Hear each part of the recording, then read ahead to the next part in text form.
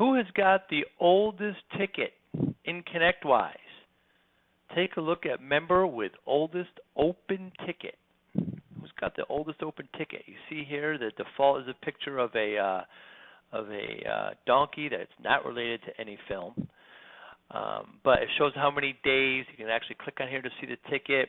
You can actually change this image, by the way, in the system configuration if you wanted to do that.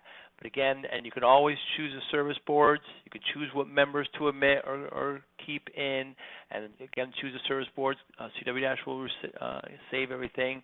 But this is a good way of kind of enticing the enticing the staff to close all those open tickets. You see this ticket is 573 days old. It might be a project ticket, it might be a child ticket, but of course this is very unacceptable.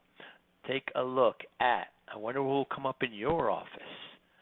Member with oldest open ticket.